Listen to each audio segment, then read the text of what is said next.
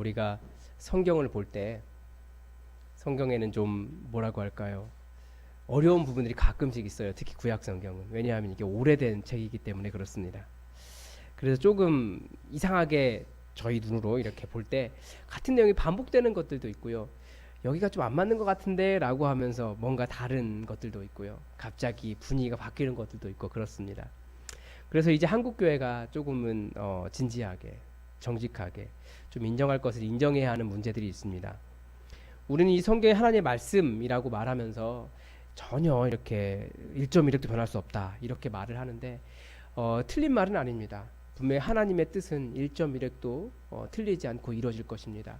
그러나 성경 본문 자체가 이것이 정확한 것이냐, 그러니까 성경 본문이 뭐 어떤 일관성을 가지고 한 사람에 의해서 기록되었느냐, 이 부분에 대해서는 많은 의문을 갖게 됩니다.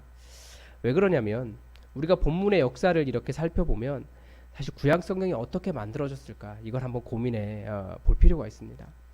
고고학적으로 이렇게 발굴한 내용들을 보면 성경들이 발견이 돼요. 아주 옛날 그 지역에서 도저히 이 시대에 일반적으로 학자들이 이 시대에는 문자가 없지 않았을까라고 생각하는 시대에서 문자들이 발견되고 성경 말씀이 발견됩니다. 그러니까 성경이 그 시대에도 있었다라는 이야기예요.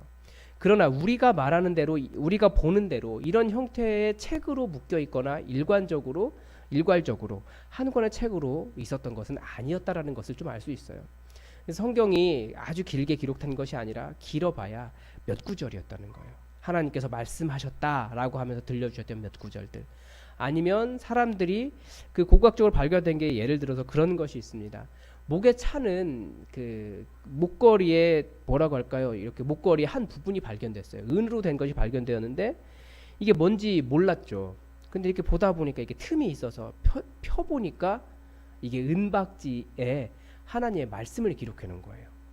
가장 그 대표적인 게 뭐냐면 보통 축도문으로 사용할 때 우리가 두 가지를 쓰죠. 이렇게 해서 지금은 하는 거하고 여호와는 내게 복을 주시고 너를 지키시기를 원하며 여호와는 그 얼굴을 내게 비추사 은혜 베푸시기를 원하며 여호와는 그 얼굴을 내게로 향하여 드사 평강 주시기를 원하노라.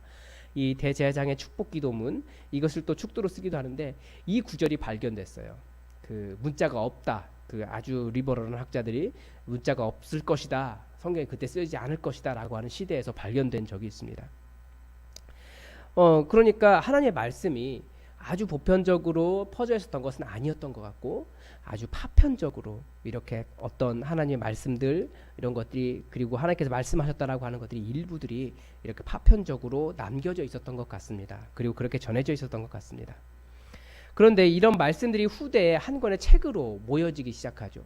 성경에도 기록되어 있는데요. 아마 그때가 히스기야 시대가 아닐까라고 이야기해요. 왜냐하면 히스기야 시대에는 사람들에게 산골까지 가서 말씀을 가르쳤고 그런 말씀을 가르친 사람들을 보냈고 그리고 왕궁에 말씀을 기록하는 사람들이 있었다라고 기록을 하고 있습니다.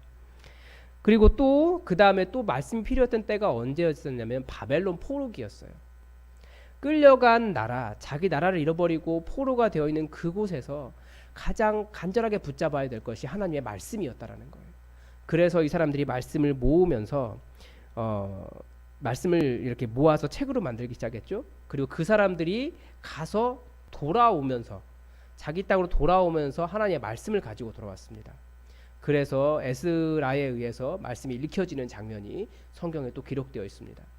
그러니까 우리가 생각하는 것처럼 모세 오경이 다 읽힌 것은 아니었던 것 같아요. 율법을 낭독했더니 울었다라고 되어 있는데 그 율법을 이걸 창세기부터 오경을 다 읽으려면 하루 종일 읽어도 못 읽잖아요. 그러니까 그런 게 아니고 이렇게 몇 장 되는 그런 원형적인 책이 있었다라는 거죠. 율법책이.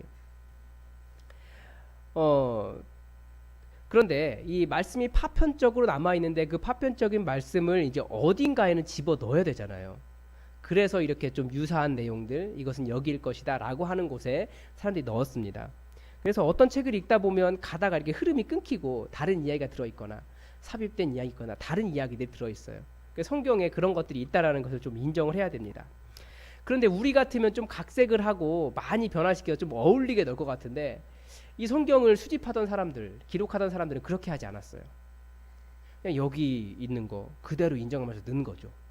똑같은 내용이 있다 할지라도 약간 다르다고 할지라도 그리고 이게 또 전하는 사람들이 조금씩 전하는 사람들에 따라서 내용이 조금씩 바뀝니다. 또 이게 대부분이 이야기이기 때문에 할아버지가 손자에게 들려주는 그런 성경 말씀인 경우가 많거든요. 그러니까 다윗이 골리앗을 무찌른 장면만 해도 그냥 다윗이 물맷돌 던져가지고 돌 딱 던졌는데 골리앗 이마에 맞더니 골리앗이 픽하고 쓰러져 죽었대. 이렇게 하면 어느 손자가 재밌게 듣겠습니까? 그러니까 할아버지의 그 MSG가 들어가는 거죠. 슉, 슉, 슉, 슉, 짜! 뭐 이런 거 들어 있는 거예요, 말씀 속에. 근데 그런 건 글로 못 쓰잖아요. 그러니까 이게 성경이 그런 어떤 이야기의 차이들이 동네마다 아니면 전수한 사람마다 어느 집안마다 이렇게 좀 달라요. 그래서 우리가 지금 가지고 있는 성경은 이 창세기부터 말라기까지 구약 성경 이 경우에 다 이렇게 한꺼번에 발견된 게 언제냐면 1004년인가 1002년인가 그래요. AD. 그 전까지는 정확하게 한 권으로 묶여 있는 게 발견된 적이 없어요. 그래서 그거 가지고 성경을 우리가 이게 성경의 원형이 아닐까라고 생각하는데 그 앞에 그 다음에 이제 최근에 발견된 1950년대 48년대 발견된 그 사해사본 같은 경우가 최근인데 보니까 그 창세기부터 말라기까지 있던 1002년도 1004년 1002년도가 1004년도가 그런데 그때 발견된 그 사본과 전체적으로 똑같이 묶여 있지는 않지만 그 내용들은 다 들어있더라는 거예요. 그러고 나서 보니까 그 성경이 인정됐다라고 하는 시기 예수님 시대쯤 돼가지고 보니까 사본들이 보니까 엄청나게 많은 거예요. 그래서 외경도 있잖아요. 외경은 한때는 교회 성경이었어요. 뭐 아무튼 이런 것들이 가짜다라고 이야기하지 않고 그런 것들을 전부 다 성경 속에 모아놨고 우리는 한참 후대의 것을 가지고 성경이라고 하는 것을 이렇게 보고 있습니다. 그런데 이 편집자들이 성경을 그 내용은 이건 가짜야 아니야 라고 해서 빼놓지 않았던 이유는 뭐냐면 그 약간 다른 내용 속에도 전하려고 하는 하나님의 말씀에 핵이 들어있었기 때문입니다. 그래서 우리가 성경을 볼 때 너무 이렇게 난해한 구절들 발견하면 인정하셔야 돼요. 왜냐하면 워낙 오래된 내용이고 원본 자체가 이슈된 정도로 많은 고난을 겪은 글들이거든요. 제가 볼 때 시편 같은 경우에는 한 지금으로부터 3000년 이상 된 것 같아요. 중간에 전쟁도 있었고 정확히 전수되기도 어렵고 뭐 그런 문제들이 있기 때문에 중간중간에 빠진 부분들도 있어요. 근데 그것을 여기까지 복원해 놓은 거 보면 참 학자들이 대단하긴 해요. 그래서 신기하긴 하지만 그래도 안 되는 부분은 안 되는 거거든요. 억지로 끼워 맞추려다가 또 문제가 생긴 부분들도 있고요. 그래서 우리가 말씀을 볼 때 약간 끊어져도 그냥 이해하고 보셔야 됩니다. 워낙 옛날 책이다라고 하는 걸 생각하시면서. 그런데 오늘 6장 2절부터 이 7장 7절까지도 약간은 좀 들어가 있는 구조예요. 전체적인 구조가. 그러니까 6장 1절까지 하고 약간 6장 2절부터 맞춰놓기 위해서 약간 내용에 들어가 있지만 7장 8절로 넘어가면 훨씬 더 이야기가 자연스럽게 들어갑니다. 그러니까 6장 2절부터 7장 7절까지가 이 모세의 부르심과 그 사명과 그리고 그 모세의 집안에 대한 어떤 추가적인 정보를 주기 위해서 여기에 넣어둔 것처럼 그렇게 보입니다. 그러니까 이렇게 요약해서도 전수했다라는 것을 볼 수도 있죠. 그리고 중간에 어울리게는 만들어놨어요.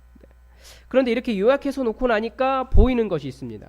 저는 무엇이 보이냐면 이렇게 짧게 요약해 놓고 나니까 왜 하나님이 나타나셨는지 하나님의 마음이 보이는 거예요.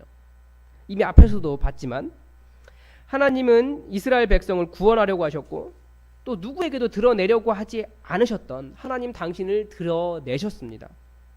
그리고 하나님 말씀을 들을 줄 모르고 심지어는 듣고자 하지 않았던 이스라엘 백성들의 그 상한 마음을 이렇게 보듬으시려고 하신 하나님의 마음을 볼 수 있고요. 또 사명을 감당하느라 수고한 모세를 위로하시는 그런 흔적들도 말씀 속에서 보게 됩니다. 첫 번째, 왜 하나님께서 이 당신의 침묵을 깨고 이스라엘에게 나타나셨는지를 말씀 속에서 이야기하고 있습니다. 5절에서 뭐라고 이야기하냐면 이런 말씀을 하십니다. 이제 애굽 사람이 종으로 삼은 이스라엘 자손의 신음소리를 듣고 내가 듣고 나의 언약을 기억하노라. 하나님은 그 전까지 꽤 오랫동안 침묵하셨어요. 정확한 이유는 알 수 없습니다. 왜 그렇게 침묵하셨는지. 뭐 천년이 하루 같다고 하시는 분이기 때문에 뭐 불과 반나절이 지나지 않으신 분인지 모르겠어요. 그런데 이스라엘 자손에게 그 숨기셨던 그 여호와의 이름조차도 숨기셨던 그분이 그 당신의 백성에게 이름을 밝히면서 나타나셨습니다. 이유는 하나입니다. 이스라엘 자손이 종이 되었고 그래서 이스라엘 자손의 신음소리를 들으셨기 때문입니다. 딱 하나예요. 하나님께서 내 백성의 신음소리를 들으셨다. 이겁니다. 하나님께서 움직이시는 이유를 알 수 있는 거죠. 하나님은 무엇 때문에 움직이십니까? 당신의 백성의 아픔 때문에 움직이십니다. 그 아픔에 반응하십니다. 그래서 시편의 탄식시들을 보면 끊임없이 아파서 탄식하고 신음하는 것들을 계속해서 표현해요. 그래서 시편 22편 1절이 아주 대표적이죠. 내 하나님이여 내 하나님이여 어찌하여 나를 버리셨나이까. 예수님의 십자가상에서 하신 말씀이죠. 어찌 나를 멀리하여 돕지 아니하시오며 내 신음소리를 듣지 아니하시나이까. 그러니까 정말 자기의 그 안타까운 상황, 그 고통, 그 신음소리, 말로 표현할 수 없는 그 상황을 신음소리라고 이야기하면서 하나님 왜 듣지 않으십니까? 하나님 신음소리에 들으셔야 됩니다 라고 하는 기도를 드리고 있는 거죠. 그래서 이제 하나님의 백성들은 그렇게 아파한 것들을 많이 남겨놓는 것 같고, 또 우리도 기도할 때 하나님께 나아옵니다. 그러면 하나님이 들으신다라는 거예요. 하나님은 하나님의 백성의 신음소리에 반응하십니다. 문제는 우리 인간이 굉장히 신기한 존재여서요, 사실 고통, 신음소리 낼 만한 상황 이런 것들도 견뎌내는 능력이 있어요. 또 거기에 적응해서 그것도 괜찮다라고, 이 정도면 살만하지라고 스스로를 괜찮다라고 하는 경우가 있어요. 그리고 우리는 그런 것들을 견뎌내야 한다라고 그렇게 계속 압력을 받고 살고 있어요. 그런데 아픈 것에 정직하게 반응하고 무거운 짐을 하나님께 맡기는 것이 필요하다는 거죠. 대표적으로 우리가 이 아픔과 이 무거운 짐을 알았기 때문에 하나님께서 우리에게 응답하신, 우리의 신음소리에 응답하신 결과가 이 우리 예수 품안 교회 탄생이 아닙니까? 뭐 순전히 자의적인 해석인 것 같지만 아니라고도 못해요. 제가 보기에는 우리가 너무 아팠기 때문에 하나님께서 이 교회를 주셨어요. 저는 이 교회가 이루어져 가는 일을 보면서 7절의 말씀이 마치 우리에게 해주신 말씀처럼 그렇게 들립니다. 너희를 내 백성으로 삼고 나는 너희의 하나님이 되리니 나는 애굽 사람의 무거운 짐 밑에서 너희를 빼낸 너희의 하나님 여호와인 줄 너희가 알지라. 하나님께서 우리의 무거운 짐을 아셨기 때문에 빼내어서 자유케 하시고, 우리의 주인이 그 다른 무엇이거나 아니면 그 어떤 사람이 아니라 오로지 하나님 한 분밖에 없다라는 것을, 우리의 주인이 예수 그리스도라는 것을 다시 한번 깨닫게 하셨습니다.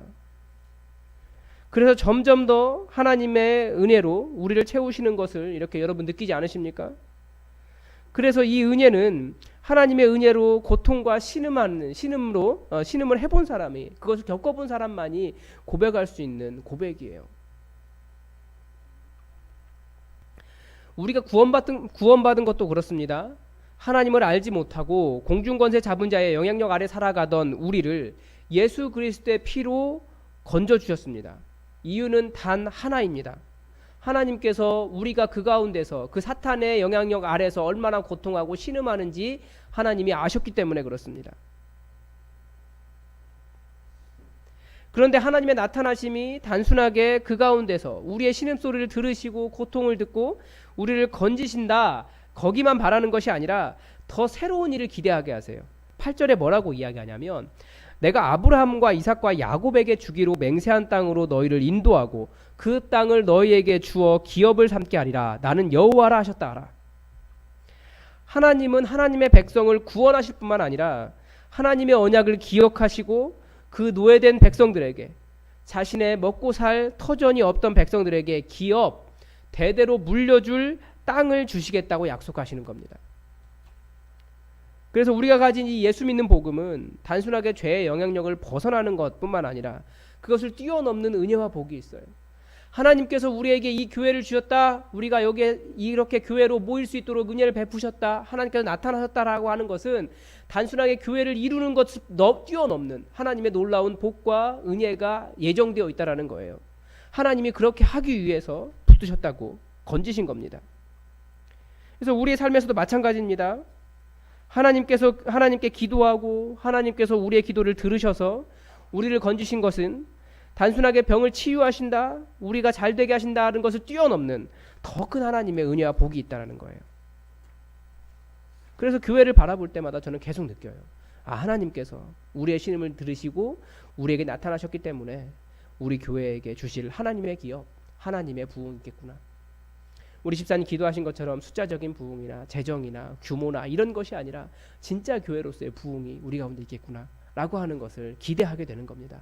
왜냐하면 하나님께서 우리 가운데 나타나셨기 때문에 그렇습니다. 그런데 오늘 본문 속에 좀 안타까운 부분이 하나 있어요. 뭐냐면 이 놀라운 하나님의 임재, 하나님의 나타나심이 이스라엘 백성에게 있는데 이 사람들이 듣지 못했다는 겁니다. 듣지 못한 것이 아니라 듣지 않으려고 했다라는 거예요. 9절입니다. 모세가 이와 같이 이스라엘 자손에게 전하나 그들이 마음의 상함과 가혹한 노역으로 말미암아 모세의 말을 듣지 아니하였더라. 그들이 하나님의 말씀을 듣지 못했던 이유는 그들의 마음이 너무 상했어요. 그들의 노역이 너무 가혹했기 때문입니다. 이 구절은 아마도 이 앞부분과 관련이 있을 거예요.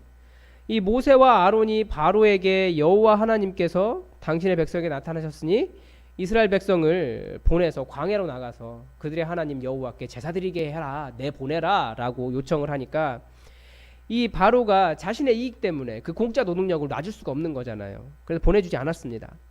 오히려 벽돌을 만드는 데 필요한 집, 재료는 주지 않으면서 수량은 똑같이 만들어놨고 더 가혹하게 일을 시켰습니다.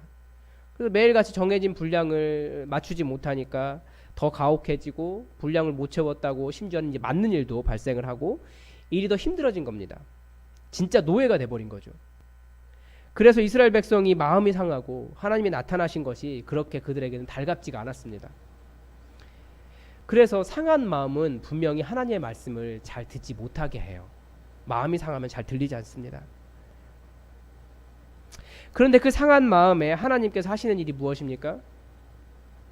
여전히 모세에게 처음부터 하셨던 그 일, 하나님의 말씀을 전하는 일을 계속해서 동일하게 반복하라고 말씀하십니다. 그래야 하나님께서 정말 역사하실 때 사람들이 그것이 하나님의 일인 줄 깨달아 알아요. 지금은 비록 하나님의 말씀이 귀에 들리지 않지만, 지금 마음이 상하여서 하나님의 말씀을 깨닫는 능력이 없지만, 그것이 마음에 들리지 않지만, 그러나 그 일을 계속해서 이야기해주면 나중에 이것이 하나님의 역사였구나를 깨달아 알게 됩니다.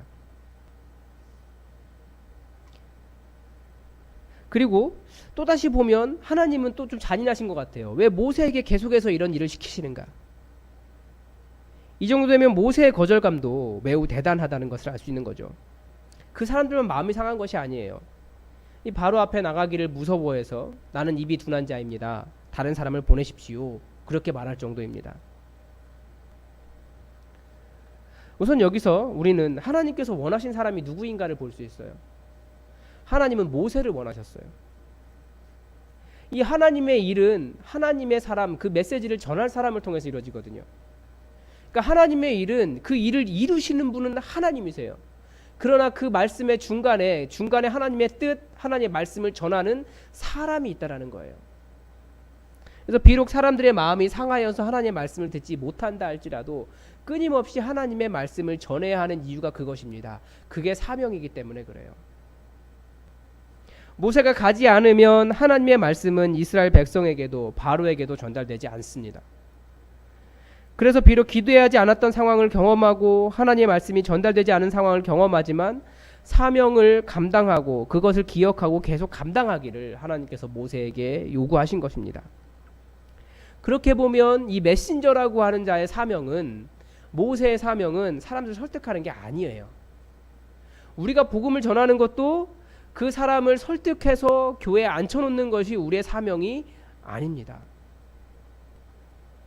메시지를 전달하는 거예요. 복음을 전달하는 거예요.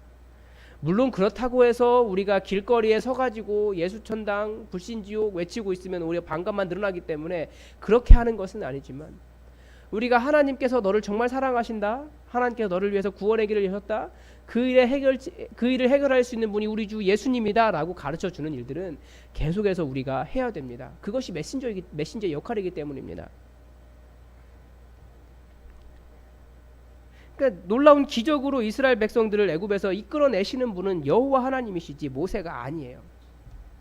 모세는 하나님께서 임하셨다, 하나님께서 너희의 신음소리를 들으셨다, 너희를 구원하실 것이다 만 전달하면 됩니다. 바로에게 내놔라, 이스라엘 백성들을 내놔라, 보내라 라고 전달하기만 하면 됩니다. 그러니까 듣는 것, 듣게 하는 것, 깨닫는 것, 그래서 따라오게 하는 것, 그런 것은 하나님께서 하시는 일입니다.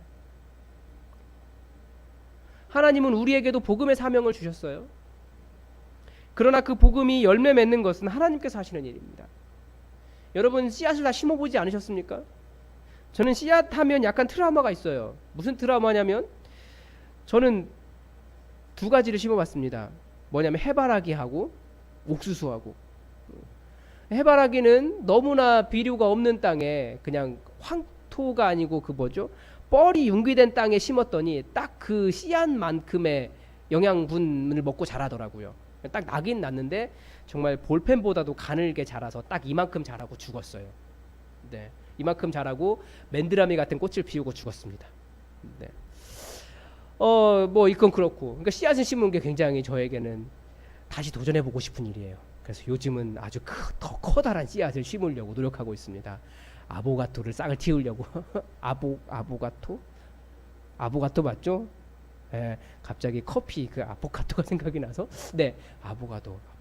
네, 그 다음에 또 하나는 옥수수예요. 옥수수는 이번에 그래서 비료가 좀 많은 땅에 양분이 있는 땅에 심자 그래서 산에다 심었어요. 비탈에다가. 그리고 제가 잘 보이는 곳에 옥수수가 크게 자라는 것을 보리라 하고 비탈에 딱 그 상수리 나무 사이에 심었습니다. 근데 신기하게 며칠이 안 돼가지고 싹이 이렇게 나더라고요. 그런데 어떻게 알았는지 도대체 어떤 놈인지 모르겠는데 걔만 쏙 빼먹었어요. 그래서 옥수수도 저에게는 다시 도전해보고 싶은 것 중에 하나예요. 그래서 옥수수가 자라는 것을 보면서 그래서 거기에 이렇게 개미가 파먹었나 아니면 뭐가 파먹었나 생각을 하고 이게 냄새가 나나. 그리고 그때 딱 지나가던 꿩 울음소리. 그래서 꿩이 파먹었다라고 생각해서 그때부터 꿩을 좀 미워하고 있죠. 네. 그런데 어쨌든 그런 것이 있는데 신기한 것은 그거예요. 심는 건 제가 심었어요. 그런데 희한한 건 나는 것은 하나님께서 하시는 거예요. 나게 하는 것은. 또 잘 생각해 보면 우리가 열매 맺게 하는 건 아니에요. 우린 잘 돌보죠. 그런데 결정적으로 열매 맺고 자라게 하시는 분은 하나님이세요.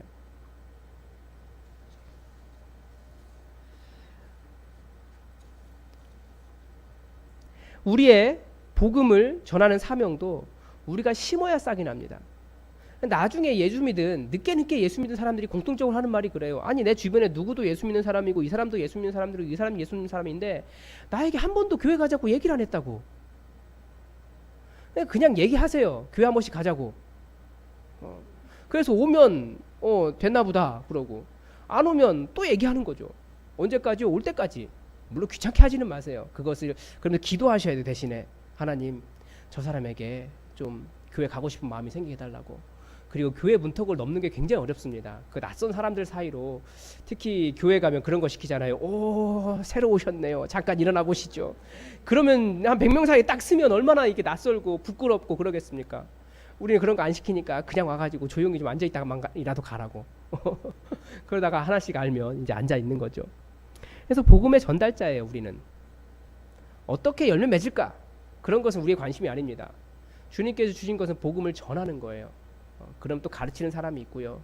교회 안에 또 잘 그런 그 은사들이 있는 사람들이 있기 때문에 우리는 심는 전달자라는 걸 생각하시고 계속해서 말씀이 튕겨져 나올지라도 심지어 그 사람이 복음 전하고 예수 믿자라고 얘기했을 때 그 사람이 거부하고 하나님의 말씀이 하나님 역사를 기대하지 못하는 마음 상태라고 할지라도 우리는 복음을 전하는 거예요. 그래서 때로는 기도해 주기도 하고 때로는 교회 가자고도 하고 아니면 말씀을 전달해 주기도 하고 아니면 설교 영상을 보내주기도 하고 제 설교가 도저히 마음에 안 들면 여러분 다른 훌륭한 목사님 설교라도 좀 보내주십시오. 듣고 좀 변화되라고. 너도 예수 믿어야 하지 않겠니? 그게 우리가 하나님의 말씀을 전달하는 역할입니다. 그래서 모세가 만약에 이렇게 말해놓지 않았다면 하나님께서 그들을 노예에서 해방시켜 주셨을 때 그날 이 일이 어떻게 이루어졌는지 하나님을 아는 것 자체가 불가능해져요. 그래서 우리는 미리 말해놓는 거예요. 그때 하나님의 일이 이루어졌을 때 하나님께 영광을 돌릴 수 있도록.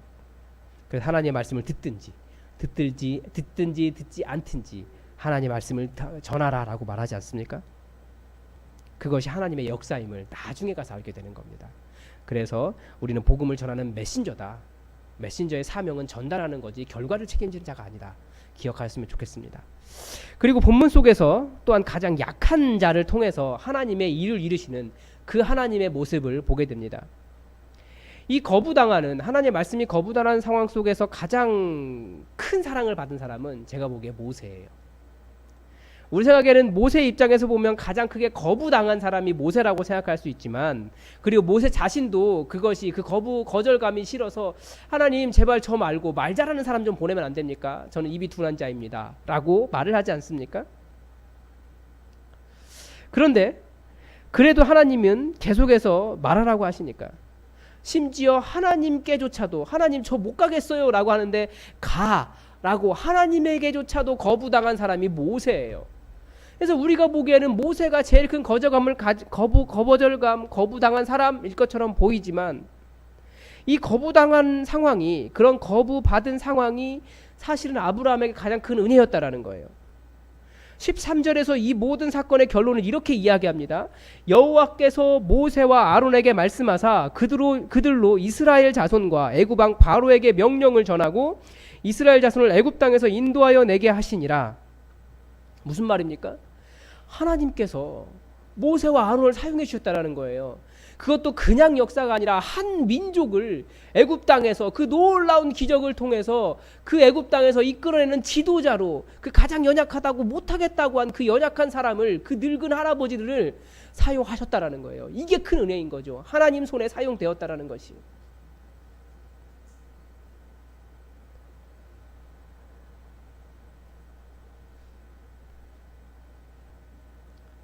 우리도 우리를 돌아보면 하나님 앞에서 무능하다고 말할 때가 정말 많아요. 그리고 정말 우리의 것을 내놓기 힘들 때가 많이 있습니다. 실제로 작고 연약하거든요. 저도 그래요. 이 매일매일 하나님의 일을 능하게 잘 감당하지 못한다라는 사실을 잘 압니다. 실수도 많고요. 저는 주보를 오타 없이 완벽하게 내는 일이 별로 없었어요. 많이 혼났죠. 그래서 주보는 항상 오타는 숙명이다 그러고 말하고, 이제는 당신 이해하십시오 라고까지 뻔뻔해졌습니다. 실수도 많고요. 생긴 건 꼼꼼하게 생겼는데 실제로는 그렇게 꼼꼼하지 않아요. 그래서 항상 교회만 들어오면 뭔가 모를 죄책감이 있어요. 뭔가 미안한 거죠. 오늘도 혹시나 무슨 실수를 하지 않을까. 근데 그때마다 제가 버텨온 이유는 뭐냐면, 하나님의 부르심에는 후회하심이 없다는 거예요. 그래서 아멘 하고, 하나님께서 부르셨으니까 저를 세워주십시오 그러면서 지금까지 왔습니다. 하나님 저를 사용해 주십시오 기도하면서 여기까지 왔습니다. 그런데 하나님은 하나님의 일을 조금씩 감당하게 해주시는 것 같아요. 그래도 제가 좀 설교가 좀 낫지 않습니까? 여기에는 뭐가 있었냐면, 신대원 때 설교학 목사님하고 약속한 게 있어요. 수업 시간에 너희는 나랑 약속하자, 나랑 약속하자 너희들은. 그러면서 그 교수님이 뭐라고 하셨냐면, 설교할 때 꼭 설교문을 작성해라. 그래서 그 약속 때문에 저는 10년 동안 한 번도 빼지 않고, 한 두 번은 빼놓고 네, 설교문을 다 썼습니다. 풀 스크립트로 다 썼어요. 그런데 보니까 생각보다 이렇게 풀 스크립트 다 쓰는 사람이 별로 없더라고요. 그런데 그렇게 부족하기 때문에 계속 풀스크립트 써왔는데, 그게 좀 다르게 해주는 것 같아요. 저를 10년쯤 되니까 예, 10년쯤 되니까 이런데, 죄송합니다. 제 진보가 늦어서 여러분에게 안 좋은 일이지만, 그렇지만 어쨌든 하나님께서 하나님의 부르심에 후회하심이 없다라고 생각하고 계속 기도하면서 저 자신을 맡기면서 왔더니 하나님의 일을 감당하게 하시더라고요. 나머지 일은 묵묵하게 하나님의 일을 감당하는 것, 그 자리에 서려고 노력하는 것, 그것 가지고 하나님께 저를 점점 만들어 오셨습니다. 마찬가지예요. 사명자의 역할은 결과를 책임지는 사람이 아니라니까요. 사명자의 역할은 주신 사명, 그것을, 그 자리를 지켜가는 겁니다. 나머지 결과는, 사명자의 결과는 하나님께 맡기는 거예요. 그래서 우리가 교회를 세워갈 때도 이 교회를 내가 세우는 것이다 라고 생각하면, 그래서 교회를 끝까지 책임지겠다라고 하는 자세는 좋지만, 그것 때문에 굉장한 스트레스와 압박을 받는 것은 좋은 게 아니에요. 하나님께 맡기는 것이 필요합니다. 자기의 사명을 감당하면서. 모세가 결과를 고민했어요. 그러니까 그 결과를 고민하다 보니까 백성도 바로도 설득할 만한 입이 없다고, 자신은 입이 둔한 자라고 말을 하게 되는 겁니다. 그러나 실제로 하나님께서 시키신 일이 백성을 설득하는 일이 아니라니까요. 우리의 사명도 마찬가지예요. 우리가 무엇을 아주 잘하려고 하면 나에게 주어진 일이 매우 무겁습니다. 그리고 그러면 감당할 수 없다는 생각이 듭니다. 그렇게 해서 감당하지 않으면 할 수 없어요. 아무 일도 이루어지지 않아요. 또 너무 잘하려는 것도 문제입니다. 너무 잘하려고 하면 오히려 못해요. 우리가 힘이 들어간다고 하잖아요. 요즘 느끼는 것이 뭐냐면 이 사역에서 힘을 좀 빼라고 하는 말이 무엇인지 조금 알 것 같아요. 그래도 감사하죠. 2달 만에 깨닫는 것이 있으니까. 네, 저는 한 3년쯤 걸릴 줄 알았어요. 뭔가 잘해보려고 이렇게 아등바등하면 저에겐 설교겠죠. 아마 잘해보려고 하면 더 힘이 들어가고 부자연스럽고 아마 여러분에게 소리 빽빽 지르고 여기 인상 빡 쓰고 소리 빽빽 지르고 그러고 있을 거예요. 물론 지금도 그렇게 느끼시는 분들이 계시겠지만 많이 힘이 빠진 거예요. 오히려 말씀이 더 전달이 안 될 거예요. 그러나 결과는 하나님께 맡기는 거죠. 그리고 저는 하나님의 말씀을 들으려고 더 노력하고 하나님의 말씀을 전달하려고 더 노력하고 그렇게 사역을 해야 된다라는 것을 조금 배우고 있는 것 같습니다.